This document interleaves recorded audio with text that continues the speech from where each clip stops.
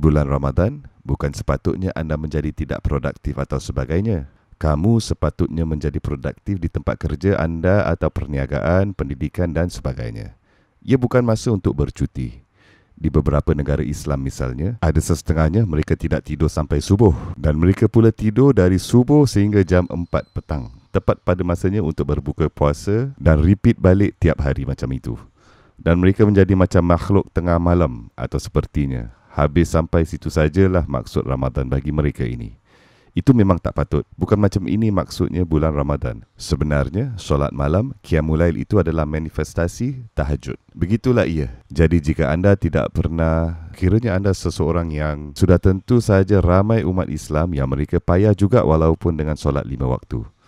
Tetapi jika anda solat 5 waktu, tapi awak tak selalu atau pernah bertahajud, oleh itu, inilah bulan untuk mengamalkannya. Warattilil Qur'an al-tartila. Malah ayat membaca Al-Quran dengan nada berirama perlahan adalah ayat tentang solat malam, bukan? Dan tarawih sebenarnya sepatutnya menjadi sebagai latihan untuk solat malam. Jadi walaupun anda tidak dapat menangkap tarawih itu, tetapi anda benar-benar bangun untuk tahajud, itu lebih baik untuk anda.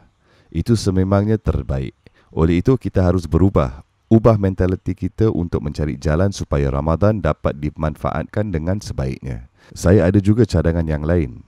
Yang sangat berkesan untuk orang adalah jika anda tidak dapat mengerjakan solat tarawih pada waktu malam, tapi awak akan solat isya dan beberapa rakaah di masjid dan kemudian anda kembali untuk fajar di masjid, itu jauh lebih baik untuk anda daripada berjaga hingga tengah malam untuk mengerjakan tarawih dan kemudian pula hampir tidak dapat menunaikan solat fajar atau tidak datang ke masjid untuk fajar. Jadi, anda mesti bersikap realistik dengan diri anda. Apa keutamaan yang lebih besar? Maksud saya, arahan Nabi Muhammad SAW adalah benar dan kita harus mempercayainya. Barang siapa solat di masjid pada isyak dan kemudian pada fajar, seolah-olah dia bersolat sepanjang malam. Itu kan janji baginda Rasulullah SAW. Jadi, percayalah pada yang dijanjikan dan utamakan untuk membiasakan dan melatihkan diri pada bulan ini. Saya percaya, untuk saya, pada rakan dan juga pelajar, apa yang saya cadangkan ialah sekiranya anda dapat membiasakan solat fajar dan isyak di masjid, maka anda akan mempunyai kehidupan yang produktif.